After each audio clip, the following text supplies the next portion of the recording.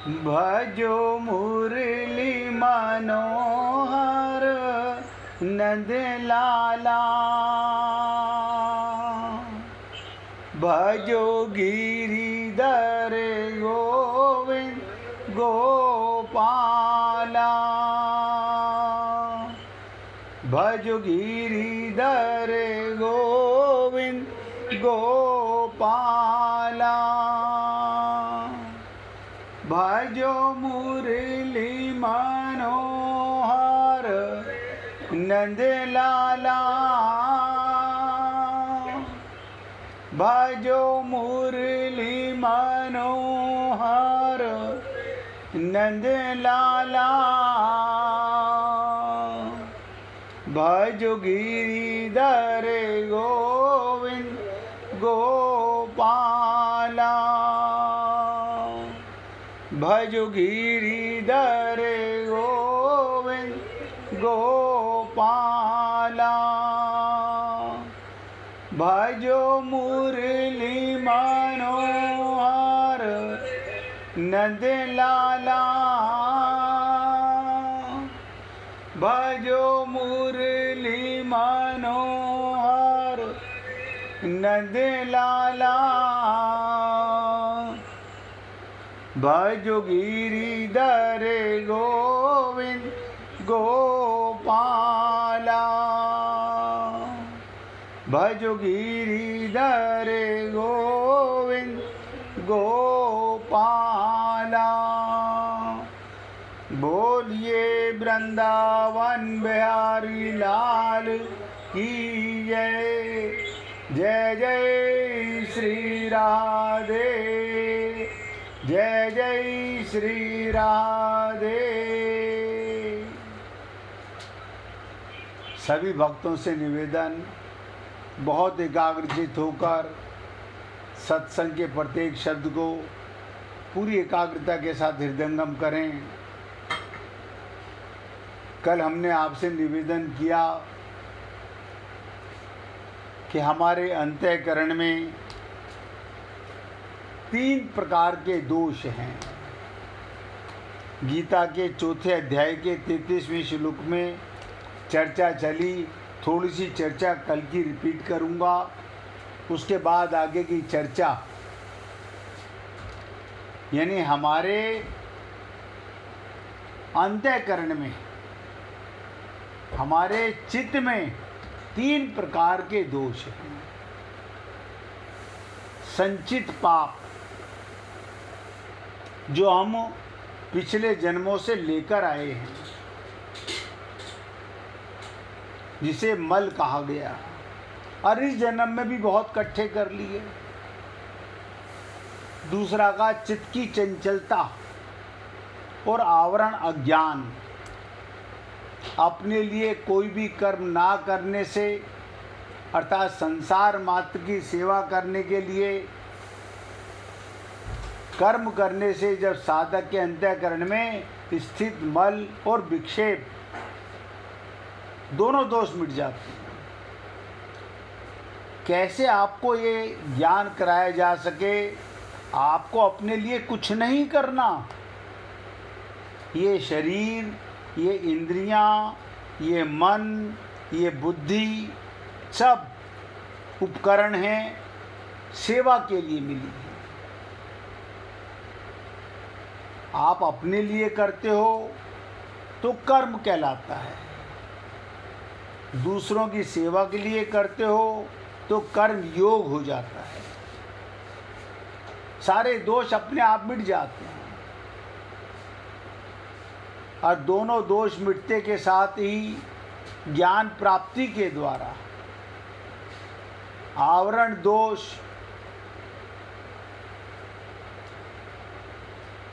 मिटाने के लिए कर्मों का स्वरूप से त्याग करके, कल भी हमने कहा था गुरु के पास जाना चाहिए। उसमें वो कर्मों का और पदार्थों से ऊंचा उठ जाता है, अर्थात कर्म और पदार्थ उसके लक्ष्य नहीं रहते। अभी आपका और हमारा लक्ष्य या तो कर्म बना हुआ है, या हमारा लक्ष्य, ध्यान से सुनिएगा, वो अज्ञान बना हुआ है। कौन सा? पदार्थों में अज्ञान भरा पड़ा है। आत्मा के लिए हमने कहा किसी चीज की आवश्यकता नहीं है, अर्थात कर्म और पदार्थ उसके लक्ष्य नहीं रहते। एक चिन्मय तत्व उसका लक्ष्य रहता है। वही संपूर्ण कर्मों का और पदार्थों का तत्व ज्ञान प्राप्त करना होता है। जैसे ही तत्व ज्ञान होगा, सारे कर्म उसमें विलीन हो जाते हैं। किसी ने हमसे पूछा था कि भगवत प्राप्ति के लिए क्या करना चाहिए। हम आपसे फिर निवेदन करेंगे, भगवान सबको मिला हुआ है, सबको मिला हुआ है। अपनी अज्ञानता को कैसे मिटाया जाए, ये गुरु के पास जाके प्रश्न करना चाहिए। हमारा अज्ञान कैसे मिटे? हम आत्मा हैं, वेदों से लेकर रामायण तक भरा पड़ा है, लेकिन सुनने से पढ़ने से बात नहीं, शरणागति होने से, विश्वास करने से। क्योंकि हमारा अनंत जन्मों का अभ्यास है, हम शरीर हैं। हमने यही तो निवेदन किया, आप शरीर में रहते हैं, आप शरीर नहीं हैं। शरीर का जन्म होता है, शरीर की मृत्यु होती है, और शरीर के उपयोग के लिए और संसार की सेवा के लिए सारे पदार्थ मिलते हैं। जब आप जाते हो, ना कुछ लेके साथ आते हो, ना कुछ लेके साथ जाते हो। अनादिकाल से ये जीव, अनादिकाल से भगवान से विमुख है, विमुख है, और माया के सन्मुख है अनादिकाल से। कभी मन में ये भ्रम मत पालिएगा एक दिन हम माया की तरफ हुए होंगे, ना, सदा से। हाँ, एक दिन अज्ञान मिट जाएगा, सन्मुख हो सकते हो, विमुख तो हो ही। हमने कई बार निवेदन किया, मंदिर जाना ये सन्मुखता नहीं है, पूजा करना सन्मुखता नहीं है, ये सन्मुखता नहीं है। ये तो आप हम लोग अनंत जन्मों से करते आ रहे हैं। रामचरितमानस में कहा गया, सन्मुख होए जीव मोहि जवई। हम अयोध्या चले गए, राम मंदिर में उनके सामने विराजमान हो गए। अब तो प्रभु हम आपके सन्मुख हो गए ना, ये सन्मुखता नहीं है। क्यों? आप अपने को शरीर मान के गए, वरना तो राम आपके हृदय में बैठा हुआ है।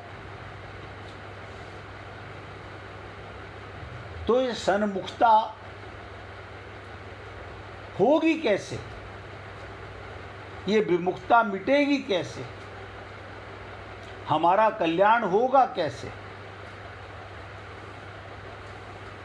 सीताराम आचार्य जी ने कहा, इस देह में हरि मिलत हैं, यानी हमारी एक लालसा कि ये ने केन प्रकारेणे, मुझे बस अब सर फूटे या माथा भगवत प्राप्ति करनी है, तो हो जाएगी। कैसे हो जाएगी? किसी व्यक्ति ने बिजली के तारों को पकड़ लिया, ध्यान से सुनिएगा। अब बिजली के तारों को पकड़ा, आपने उसको छुड़ाने के लिए उसे पकड़ा, आप भी चिपक गए। आपके पीछे और 50 आए, सबने प्रयत्न किया, अब तो करंट खत्म हो गया होगा, नहीं हो सकता। तो ये क्या है? जब श्रोत्रिय ब्रह्मनिष्ठ के पास हम जाते हैं, छोटिकल एंड प्रैक्टिकल गुरु के पास जाते हैं, उनके ऊपर उनके गुरु की कृपा से जब उन्हें आत्मज्ञान होता है, वो अपने गुरु को पकड़ लेते हैं। गुरु सन्मुख हो चुका, हमने गुरु को पकड़ा, तो गुरु से हमें सन्मुखता का पता चलेगा। करंट का ट्रांसफर हम में हो गया, सत का हमें ज्ञान हो गया, लेकिन क्या हम गुरु को सुनते हैं? गुरु के शब्दों को आत्मसात नहीं करते। आज भी सोच के देखिएगा, मैंने कई बार निवेदन किया, अपने पिता की बात को, माता की बात को, पति की बात को, बेटे की बात को जितनी अहमियत देते हैं, क्या उतनी गुरु की बात को अहमियत देते हैं? आप सोच के देखिएगा। क्यों? एक अज्ञानता कि मैं शरीर हूं, मेरा स्वार्थ परिवार से पूरा हो रहा है। ये अज्ञानता ऐसी कूट कूट कर भर गई, हम ना तो गुरु के सन्मुख होते तो भगवान के सन्मुखता का तो प्रश्न ही नहीं पैदा होता।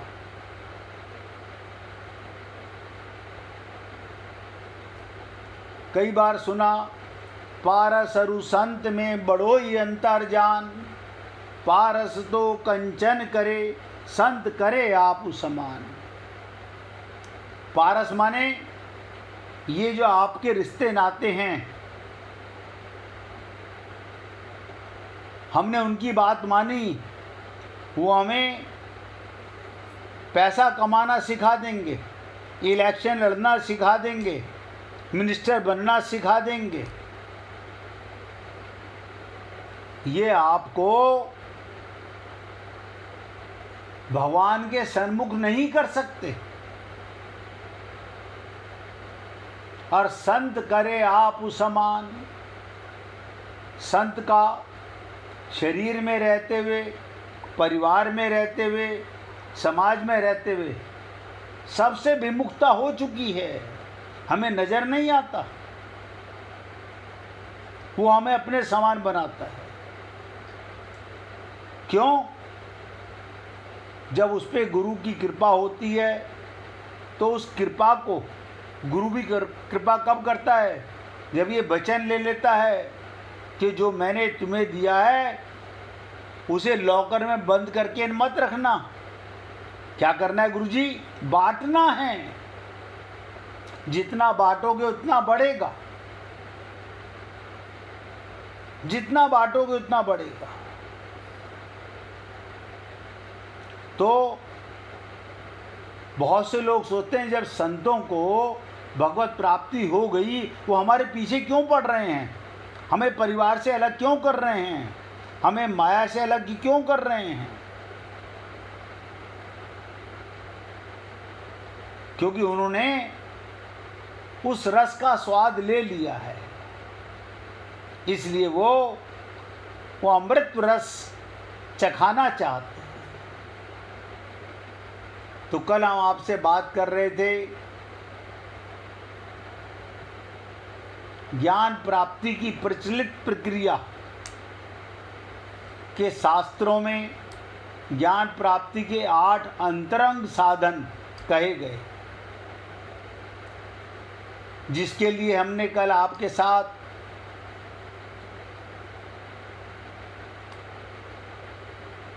चर्चा की, 3 तक की खुल के चर्चा की।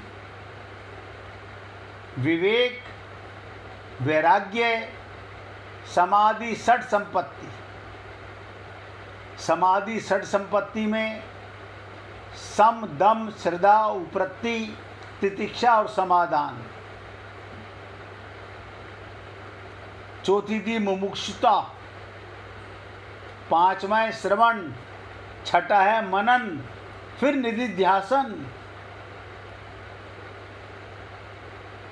तो विवेक पर हमने आपको बताया सत और असत का अलग अलग जानना विवेक कहलाता है। सत क्या है और असत क्या है? ये शरीर जिसमें आप रहते हो असत है, झूठा है, मरने वाला है। आप सत हो क्योंकि आप आत्मा हो, आप अजन्मा हो, अमर हो, अविनाशी हो। जब ये शरीर ही झूठा है तो संसार भी झूठा है। इसे विवेक कहते हैं। लेकिन सुनने से नहीं, अनुभव करने से बात बनती है।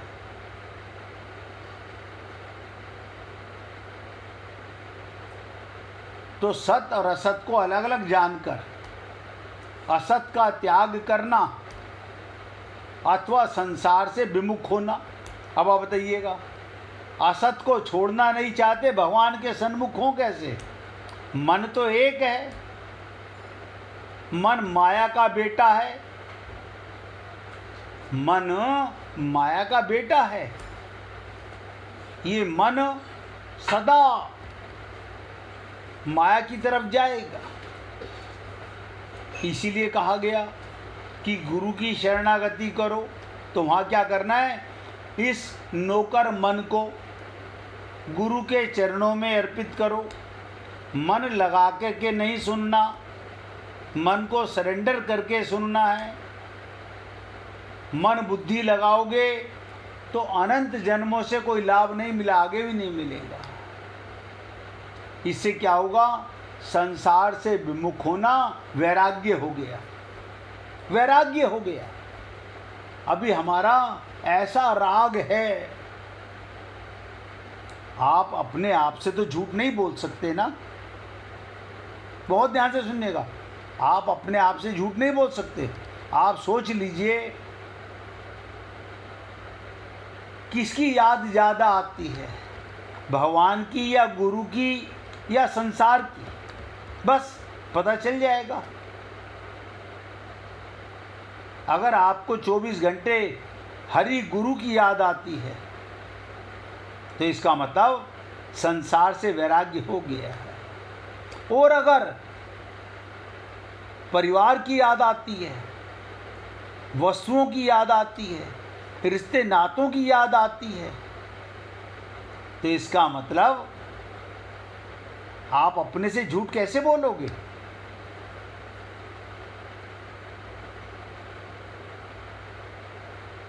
क्योंकि सन्मुखता इनसे है तो राग भी इन्हीं से है। खाली सुनने से वैराग्य नहीं होगा। इसके बाद हमने कहा समाधि षट संपत्ति।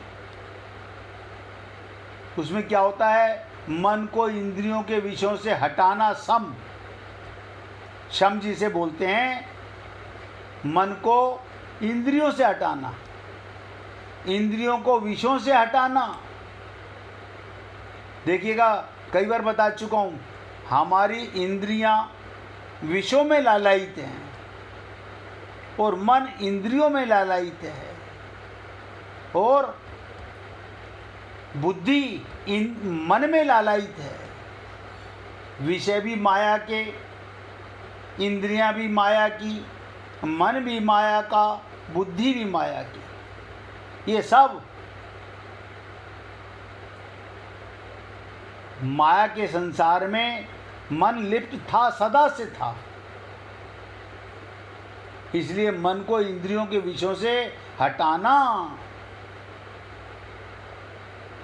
इंद्रियों को विषयों से हटाना दम, ईश्वर शास्त्र आदि पर पूज्य भाव पूर्वक प्रत्यक्ष से भी अधिक विश्वास करना, श्रद्धा। हमारे को अपने गुरु के प्रति कितनी श्रद्धा है ये आप जानते होंगे, कितना विश्वास है ये तो आप अपने आप से पूछ सकते हो। हम किसके लिए संसार छोड़ सकते हैं? गुरु के लिए, भगवान के लिए, या गुरु भगवान को छोड़ सकते हैं शरीर और संसार के लिए? और मैंने आपसे कहा आपके प्रश्नों का जवाब आपके पास ही है। और एक दिन परमात्मा को छोड़ नहीं सकते और संसार रहेगा नहीं, लेकिन हम कहीं जाएंगे नहीं। यहाँ राग है तो यहीं आना पड़ेगा। 1% भी मन अगर संसार में आसक्त रहा तो कहीं नहीं जाएंगे। अच्छा, हमने 99% तो काम कर लिया, अगली बार फिर मौका मिलेगा।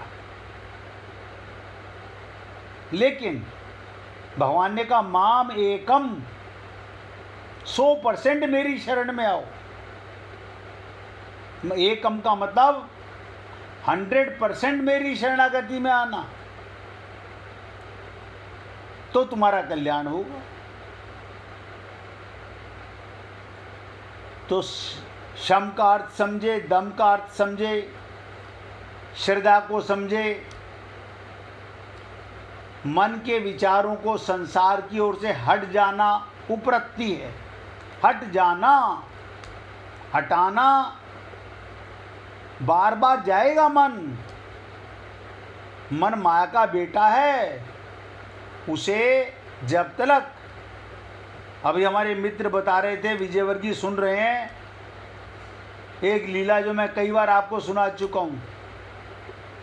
मन भूत है, इसे जब तक कोई काम नहीं सौंपोगे तब तक ये मानेगा नहीं। बार बार मल में जाएगा। हमारा मन मल मक्खी की तरह है, बार बार गंदगी में जाके बैठेगा। हम कहते क्या अपना परिवार गंदगी है?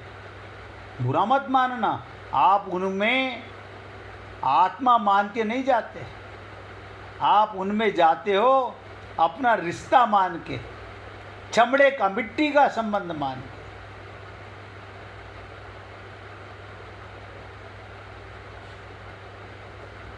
तो मन की वृत्ति को, विचारों को संसार की ओर से हटाकर, इसे उपरक्ति कहते हैं। सर्दी गर्मी आदि द्वंद्वों को सहना, उनकी उपेक्षा करना तितिक्षा, और अंतःकरण में शंकाओं का ना रहना समाधान। अरे बाबा, अगर हम गुरु की शरणागति चले जाते अपने आप समाधान मिल जाता, लेकिन हम कोशिश कर रहे हैं। हमें आज तक समझ नहीं आई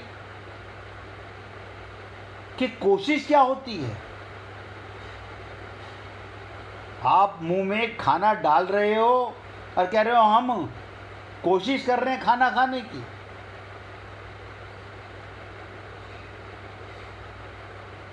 झूठ बोलते हैं हम लोग, और किसी को धोखा नहीं दे रहे, अपने आप को धोखा दे रहे हैं। तो कल आपके साथ समाधान तक बात चली थी। ये 3 साधन मैं आपको कल बता चुका था। चौथी बात बहुत इम्पोर्टेंट थी, जिसे कहते हैं मुमुक्षुता। काहे की भूख? क्या पाने की भूख? संसार से छूटने की, संसार से छूटने की इच्छा। हे प्रभु, अब मैं माया के संसार में नहीं आना चाहता। ऐसी भूख हो, प्यास हो, लगन हो, तड़प हो, बेचैनी हो। आज के ज़माने में वो आश्रम नहीं रहे, वो गुरु नहीं रहे, वरना पहले शिष्य को उसका अज्ञान मिटाने के लिए आते के साथ ही उसके मन का अहंकार मिटाते थे। चलो सफाई में लग जाओ, सबके बर्तन मांजो, सबका खाना बनाओ, या तो भाग जाओगे। या जो गुरु कहेगा वो करोगे। अगर कोई गुरु बोल दे हमारे आश्रम में 10 लैट्रिन बनी हुई हैं, कल से तुम्हें इन सब की सफाई करनी है, तभी तो मैं तुम्हारे अंदर के मल की सफाई करूंगा। नहीं गुरुजी, हम जमादार ले आते हैं, उससे करा देंगे। इसका मतलब अभी गुरु की शरणागति लालसा नहीं है। इसलिए आप सोचें समझें, क्या हमारे मन में संसार से छूटने की भूख जागी है या नहीं जागी है। और अभी भी सुनने के बाद भी अगर संसार की भूख है तो क्या गुरु करेंगे और क्या हरि करेंगे।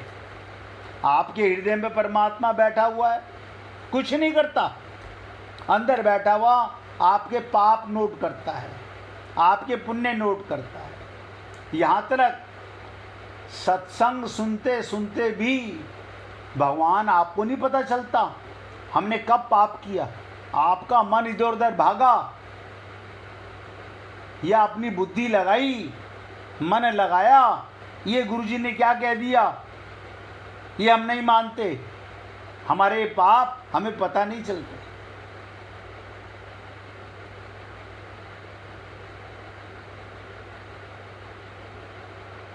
इसलिए हे पुण्य आत्माओं, भगवत प्राप्ति कठिन नहीं है। अपने मन की चंचलता को, अज्ञानता को मारना हमें कठिन लग रहा है। हम पाना तो चाहते हैं राम रस, लेकिन अज्ञान मिटाना नहीं चाहते। जैसे किसने प्रश्न किया, अगर कर्मों का ये चक्र चलता ही रहता है तो इससे बाहर कैसे निकला जाए। कर्मों का चक्र अनादि चलता आ रहा है। सतयुग में भी लोग कर्म करते थे, कलयुग में भी कर रहे हैं। कर्म तो करना ही पड़ेगा क्योंकि कर्म योनि में आए हो। फिर इससे बाहर कैसे निकला जाए। तो गीता में ही कहा गया, बंधन केवल कर्म करने से नहीं है। नोट करो, कर्म करने से कोई नहीं बंधता, बल्कि मैं करता हूं, ये अहंकार और कर्म का फल पाने की आसक्ति से पैदा होता है। जब व्यक्ति कर्म करता हुआ भी अहंकार और फल की आसक्ति से मुक्त हो जाता है, तब कर्म बंधन का कारण नहीं रहता।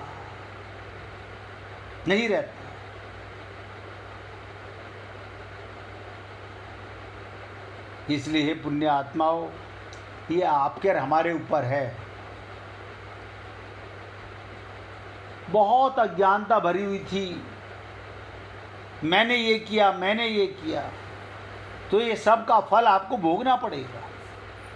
आज जाग जाओ, आज से भगवत प्राप्ति हो जाएगी।